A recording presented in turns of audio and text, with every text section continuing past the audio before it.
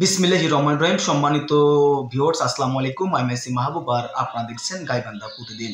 গাইবান্ধা জেলার 7টি উপজেলায় প্রতিনিয়ত ঘটে যাচ্ছে নানান প্রকারের ঘটনা, আর আমি গাইবান্ধা প্রতিদিন এই চ্যানেলটির মাধ্যমে আমি আপনাদেরকে জানিয়ে দেব গাইবান্ধা জেলায় কোথায় কি হচ্ছে একেবারেই সংক্ষেপে। তো শুরু করা যাক আজকে গাইবান্ধা জেলার আনাচে কোনাচে কোথায় কি হচ্ছে এই বিষয়ে সবকিছু খবরাখবর। গাইবান্ধা জেলার মোবাইল ব্যাংকিং ব্যবসায়ী ও জামাত কর্মী নুরুল ইসলাম হত্যাকাণ্ডের মূল আসামি রিফাত মণ্ডল সৌরভকে 24 ঘন্টার মধ্যে গ্রেপ্তার করেছেন গোবিন্দগঞ্জ পুলিশ। হত্যাকাণ্ডের ব্যবহৃত ধারালো চাকু সহ নুরুল ইসলামের ব্যবহৃত 2টি মোবাইল ফোন উদ্ধার করেন। দৈনিক ঘাঘট পত্রিকা থেকে জানা যায়, উদ্ধারকৃত সৌরভ নাখাই ইউনিয়নের শীতল গ্রামে কানিপাড়া গ্রামে সাইমুল ইসলামের ছেলে। গোবিন্দগঞ্জ থানার ভারপ্রাপ্ত কর্মকর্তা ওসি বুলবুল ইসলাম বলেন, আমরা সর্বোচ্চ গুরুত্ব দিয়ে বিষয়টি তদন্ত করেছি। আধুনিক প্রযুক্তি ও গোয়েন্দা তথ্য ব্যবহার করে 24 ঘন্টার মূল আসামি সৌরভকে গাইবান্ধা শহরে new merit care coaching centre আবাসিক 2 নম্বর ভবনের 19 নং কক্ষ ভোর 5টার সময় গ্রেপ্তার করা হয়। এদিকে জামাতের কর্মী নুরুল ইসলামের হত্যাকারীদের দ্রুত গ্রেপ্তারের দাবিতে জামাতের কর্মী নাখাই ইউনিয়ন শাখার পক্ষ থেকে এক বিশাল মিছিল ও সমাবেশ অনুষ্ঠিত হয়। এক কথায় গোবিন্দগঞ্জ নাখাই ইউনিয়নের কানিপাড়া গ্রামে এক থমথম পরিস্থিতি বিরাজ করছে। গোবিন্দগঞ্জ উপজেলা কামারদাহ ইউনিয়নে ছাত্রলীগের সভাপতি রাজু সরকারকে গ্রেপ্তার করেছেন পুলিশ। গতকাল দুপুরে শহরের উপজেলা পরিষদ এলাকা থেকে তাকে গ্রেপ্তার করা হয়। দৈনিক ঘাঘট পত্রিকা থেকে জানা যায়, সরকারি বিরোধী বিভিন্ন কর্মকাণ্ড সামাজিক যোগাযোগ মাধ্যমে উস্কানিমূলক কথা বলার কারণে তাকে গ্রেপ্তার করা হয়।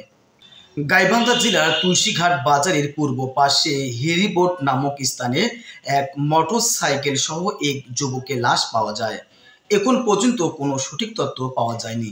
বিষয়টি সঠিকভাবে তদন্ত চলছে।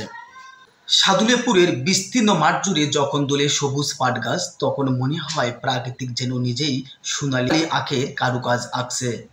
ভেতরে শিশির ভেজা পাতার ফাঁকে দিয়ে সূর্যের আলো পড়ে সোনালির মতো হয়ে ওঠে কৃষকের মনের আশা।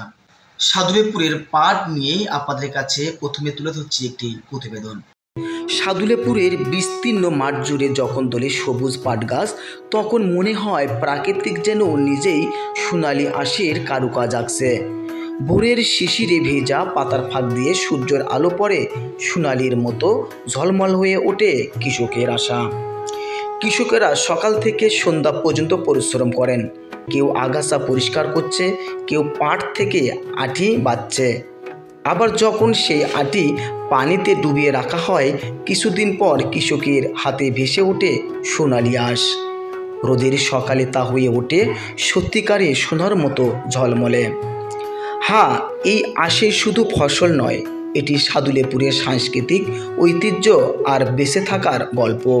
এই আঁশ দিয়ে তৈরি হয় ব্যাগ, দড়ি, মাদুর, যা পৌঁছে যাচ্ছে বিদেশ থেকে বিদেশে। আজ যখন বিশ্বে পরিবেশ বন্ধন পণ্যর দিকে ছুটছে, তখন সাদুলেপুর কৃষকের চোখে ভেসে উঠেছে নতুন স্বপ্ন। সোনালি আঁশ আবার ফিরে আসবে সোনালি দিনে। এই ছিল সাদুলেপুরের সোনালি আঁশের গল্প। আমি ছিলাম আপনাদের সঙ্গে মাহবুব।